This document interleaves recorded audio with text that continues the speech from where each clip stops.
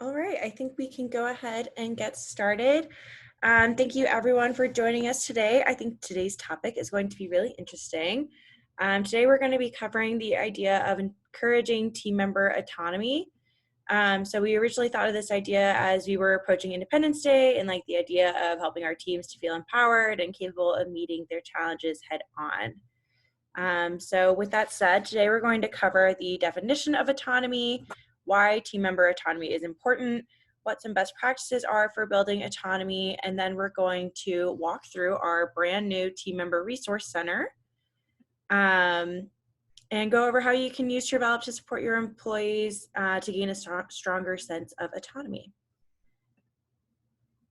So autonomy is at its core the antithesis of micromanagement. When we're micromanaging, we're controlling each aspect of our team member's role, directing them and correcting them to fit our vision.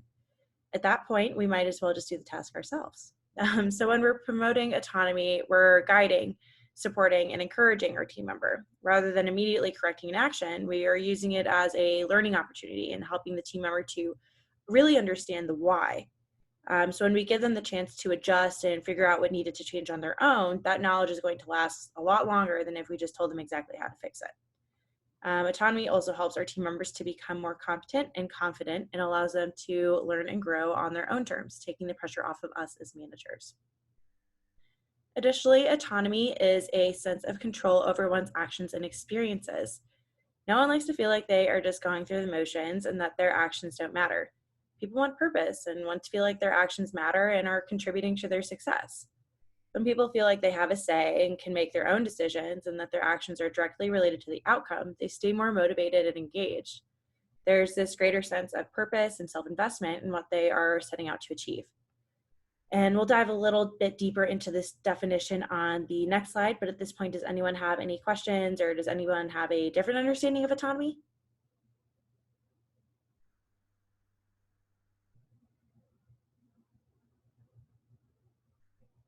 All right, I'll take that as a no. I also wanted to get a sense from our audience here today, based on these definitions, do you feel like your team or direct reports have a sense of ownership in their development? And we'll actually toss up a poll for you guys to answer for this.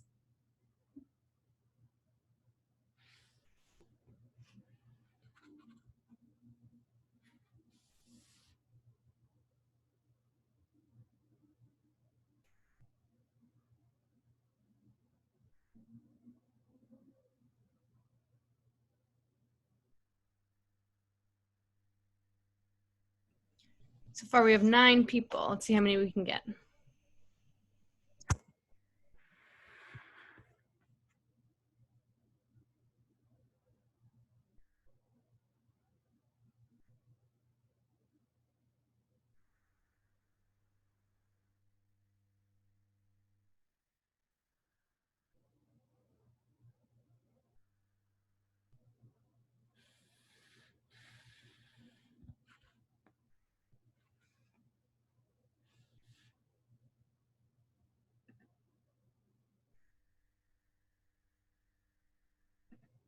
Awesome. So a lot of us said somewhat, and we had a few people say yes, and just one person said no. So I think that's pretty interesting that a lot of us feel like, for the most part, our team members have a good sense of autonomy, ownership over their development, but not all of us feel that way. For the people who had like a strong yes, what do you feel like you're seeing with your team members, and why do you think they have that strong sense of autonomy? You feel free to also toss it in the chat.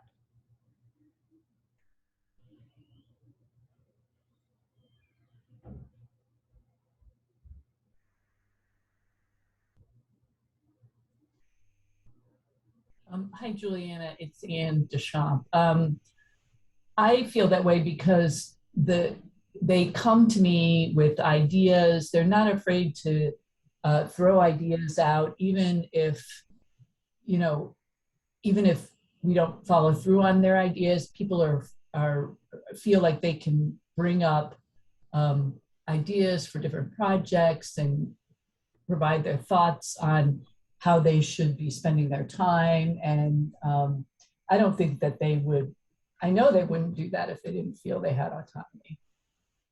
Totally. I think that's definitely one of the like biggest indicators there that somebody does feel confident and that they have this say in their environment and what they can set out to achieve. So that's great. That's we'll talk about that a little bit more along the line here. And then the other thing that I wanted to gauge is in your role, even as a manager, do you feel like you have a strong sense of autonomy in your own role?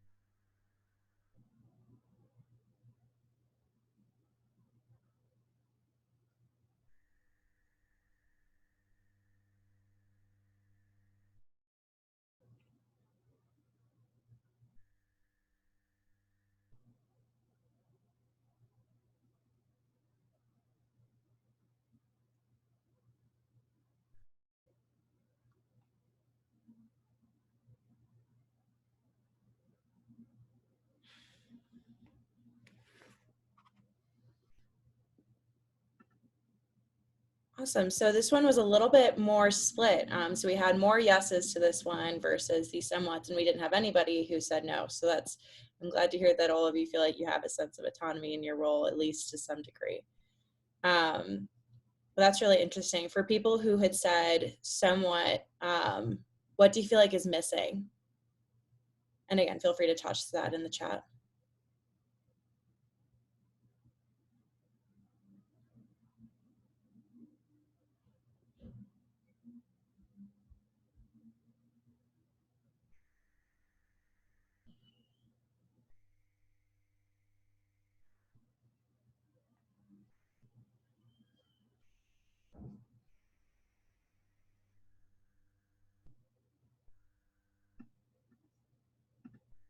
Maybe we'll figure out what's missing in some of the next slides here.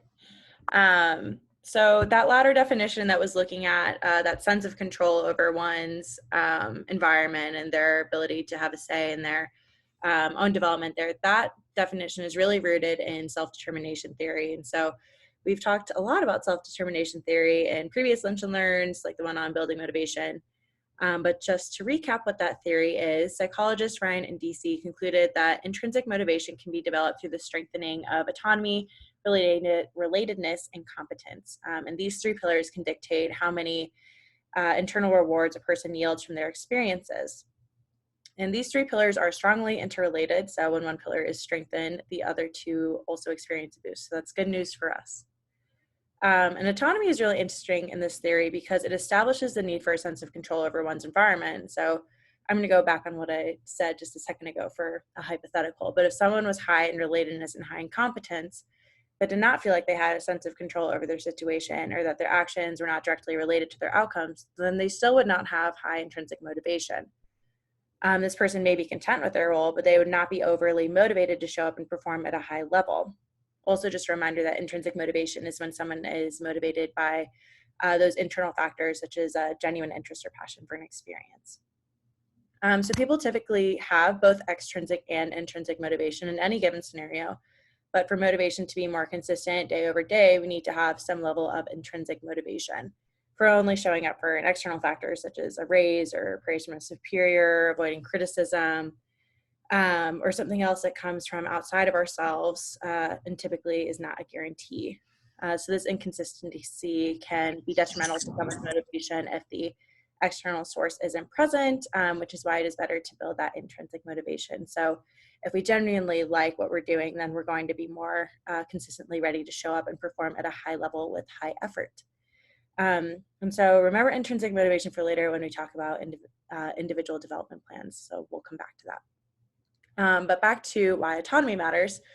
So when we've established that autonomy plays a pivotal role in developing one's intrinsic motivation, it then stands to reason that the opposite of autonomy, micromanagement, stifles motivation and engagement. So when we take away someone's autonomy, we are actively suppressing their sense of control, taking away a reason for them to be motivated and engaged. And if someone doesn't feel like their actions matter or are impactful, then they probably aren't going to be putting in that same level of effort. But if somebody knows that they are just going to be micromanaged and every action that they do is going to be scrutinized, they are going to feel high stress with little chance of yielding a sense of accomplishment. There's always going to be this sense of feeling that their actions are not their own and instead are their efforts, but mostly their managers. So this is extremely demotivating and instead is going to lead to burnout and low competence. So it creates this learned helplessness, which we obviously want to avoid. Lastly, in order for our organizations to leverage internal talent, they need to have talent that is capable of taking on more senior responsibility.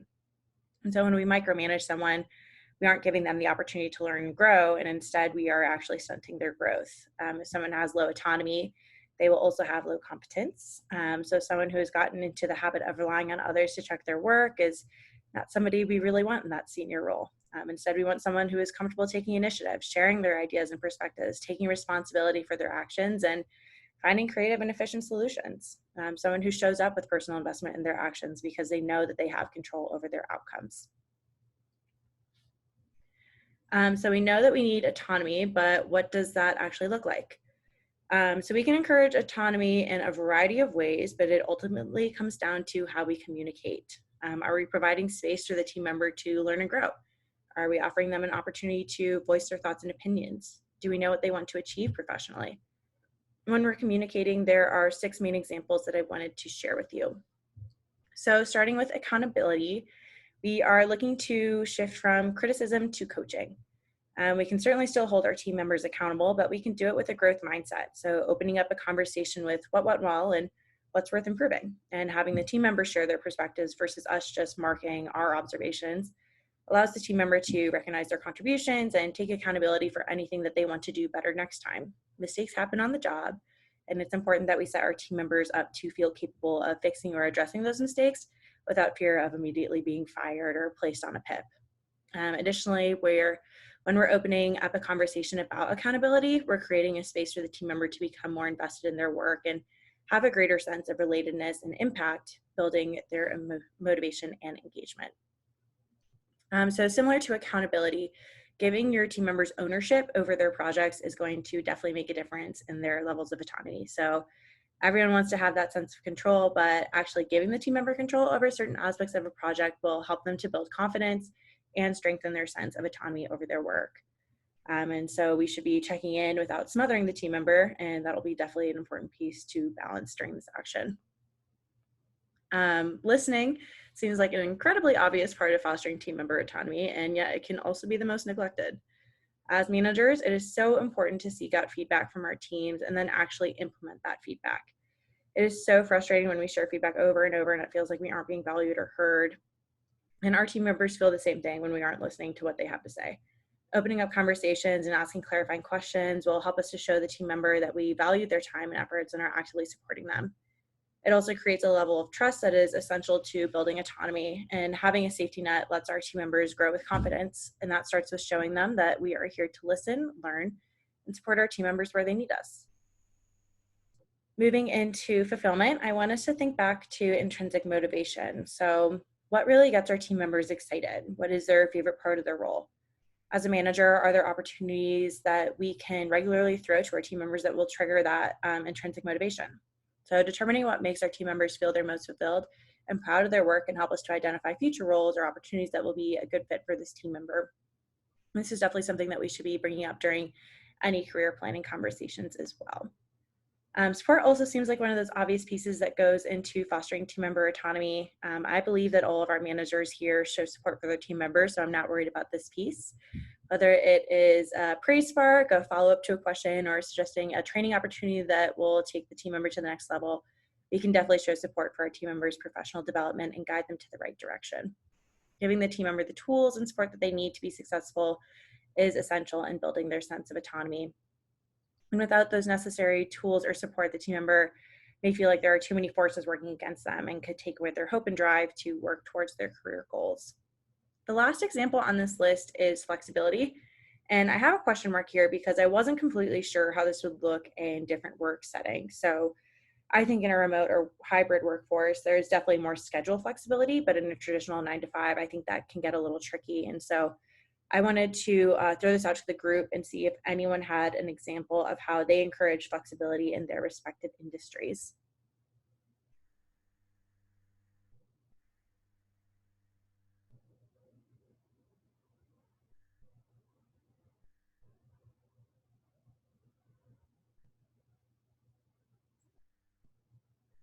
Hi, Juliana. It's Anne again. I'm happy to respond.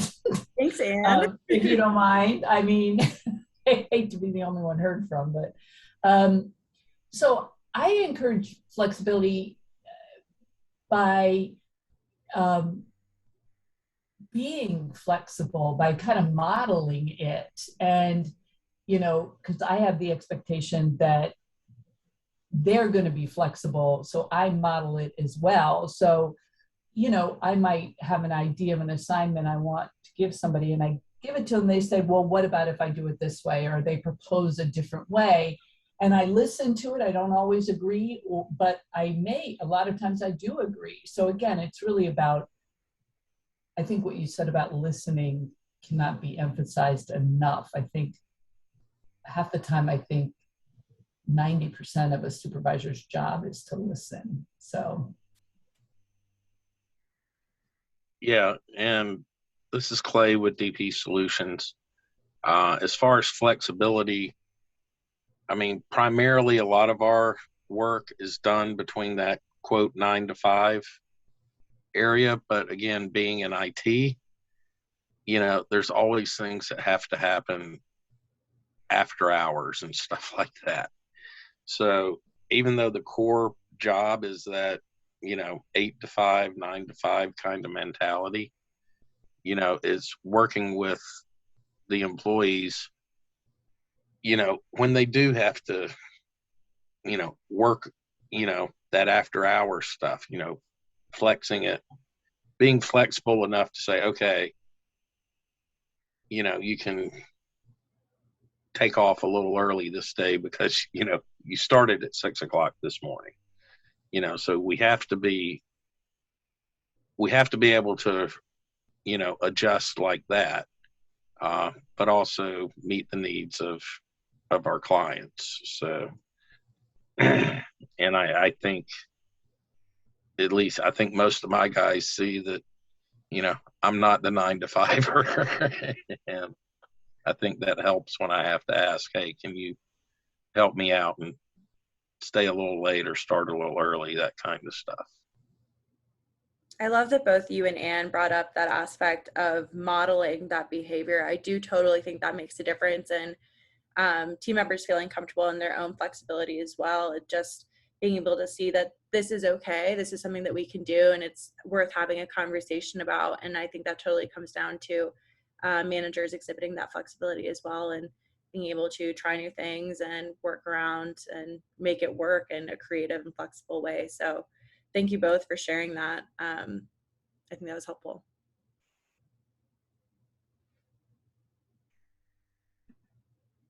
So based on these examples or from your own experiences, we're going to go ahead and toss up another poll.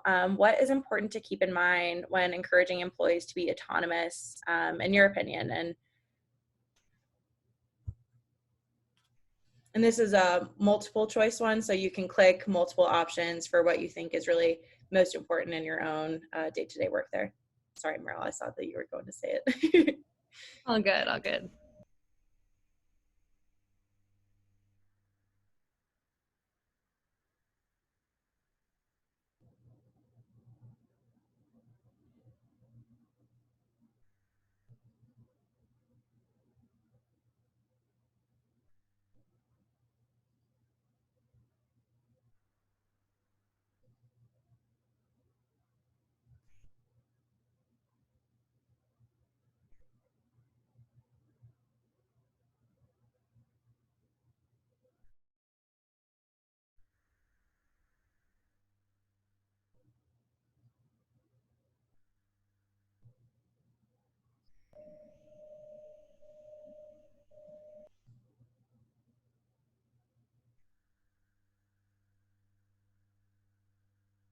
All right.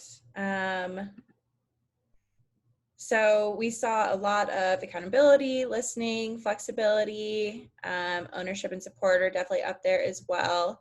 And we did get one other, and I would be curious for whoever put other, what they believe could be added to that list. So the reason I put other is in order to enable your employees to feel autonomy, you know, it's a fine line. If they make a mistake, you can't sometimes you have to let them fail in order for them to learn. And so it's how you handle that as a manager, I think is very important to letting the employees know, yeah, they have the autonomy, but if they make the mistake, you're not going to drop a brick, a building on their head, you know, and, and supporting them, you know, but the key to that is, they're not making the same mistakes over and over again either. So I think it's a part, from a management aspect, I think that's something you got to keep in mind if you're trying to encourage autonomy with your employees. Yeah, I think that's a really good point. That balance of growth mindset versus, when you really mess up multiple times and aren't implementing feedback at that point, obviously I think there needs to be that extra step there, but really emphasizing that growth mindset and that there are safe opportunities for learning, and that it's okay to make mistakes, and that it's just important that we then learn from those and grow with that as well.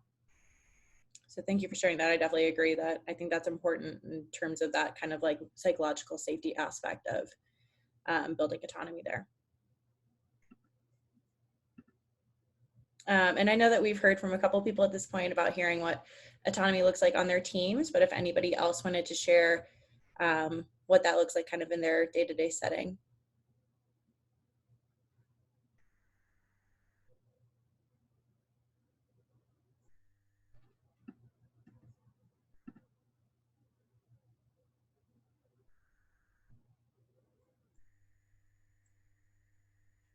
Juliana, I have a question. Sure.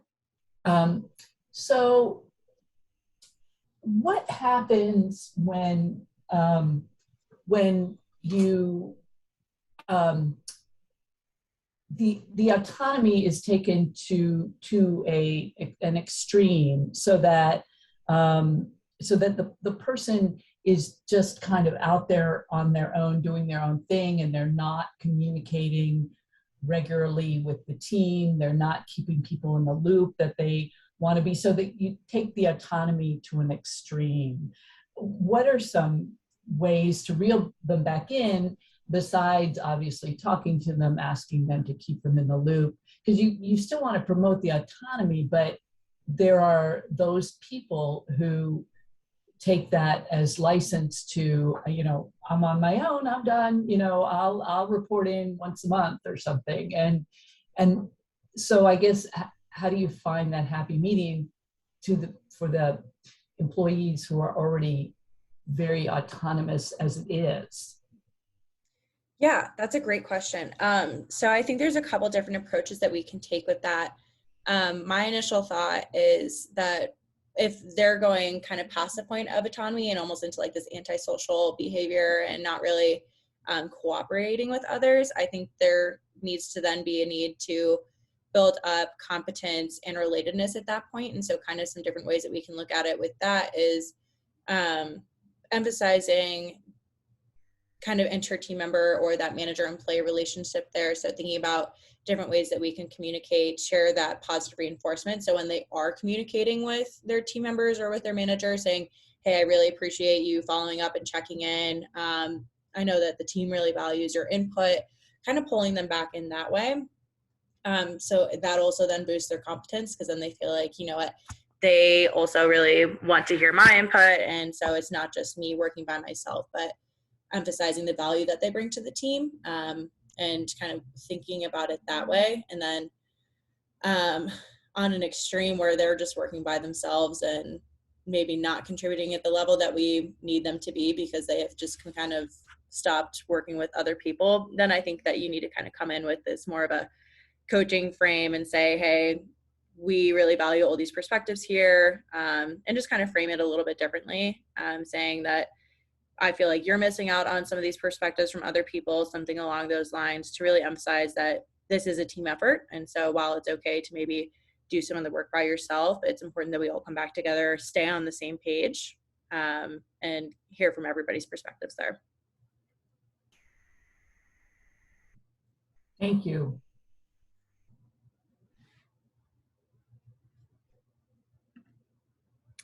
So I've loved all the examples that we've covered today, and I do think that that was really helpful in just kind of outlining what autonomy can look like in a day-to-day role. And I definitely think that they were powerful and can help make a difference there. And then the last part that I wanted to do with our lunch and learn today is I wanted to walk us through the Employee Resource Center, which just went live this week.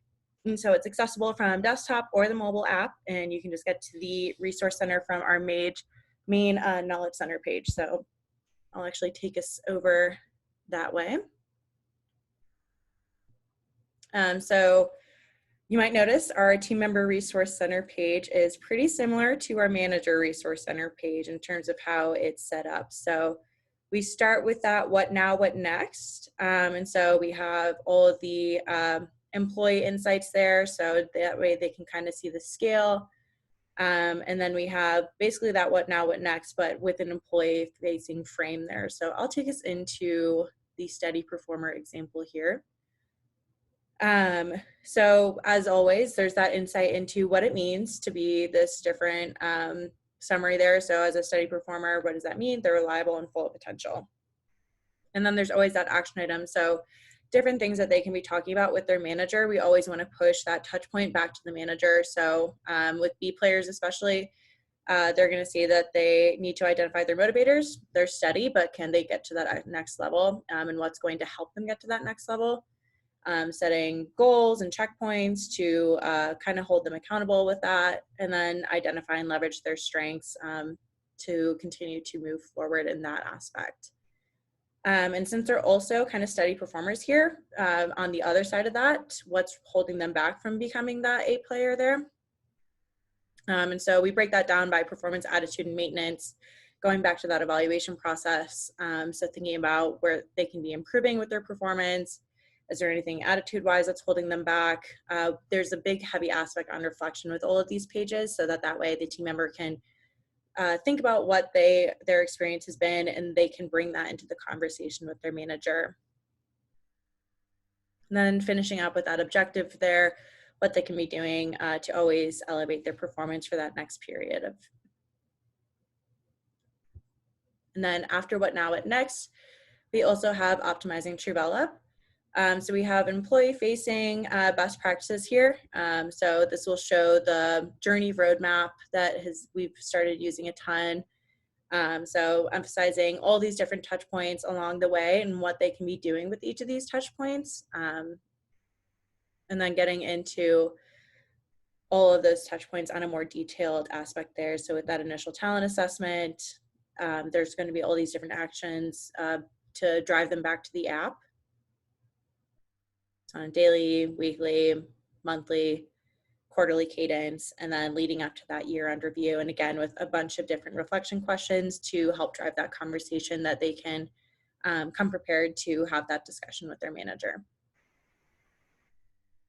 We also have a section on building motivation and engagement. And this is definitely something that managers could use as well. I think everybody could always use a good motivation check there. So we define the definition between motivation versus commitment, extrinsic versus intrinsic motivation, emphasizing that we really do want to move towards that intrinsic, touch on self-determination theory, and then we also talk about autonomy, competence, break all those sections down, and kind of emphasize what that could look like in the app as well. We also then touch on growth mindset. So I know that we were just talking about with Clay how we can really emphasize that there's always an opportunity to learn and grow.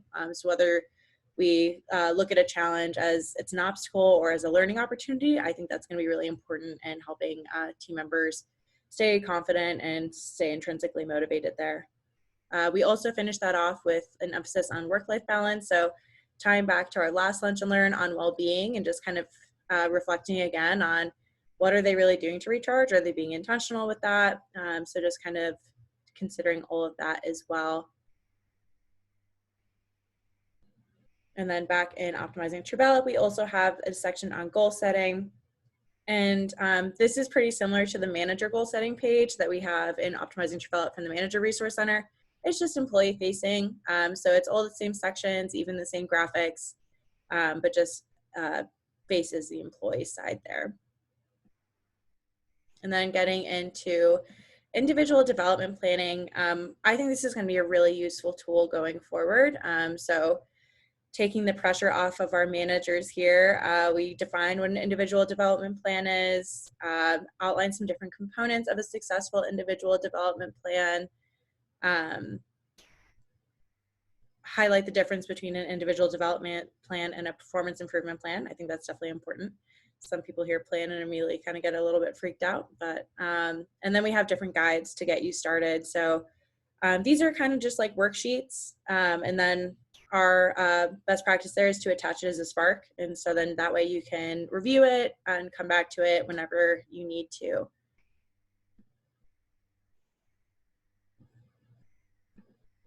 And then to finish off the Team Member Resource Center, we have a bunch of different walkthrough videos. So I know that previously in our Resource Center, it's been very manager facing and how managers can be using the app. And so we wanted to take it back to employee facing and be really intentional about what we're sharing with them, since we know that some of our organizations don't share scores, and that's totally fine. So we wanted to just kind of change what they have visibility to in these different walkthrough videos, and also have it from that employee facing dashboard. So talking about Spark on mobile, how they can leverage the recognition wall and Spark on desktop, and we're going to definitely be adding more in there. So always looking for feedback on what would be helpful there. But that takes us through what we have going on in the knowledge centers today. And so at this point, are there any questions or comments, and any feedback on the Resource Center, on content today?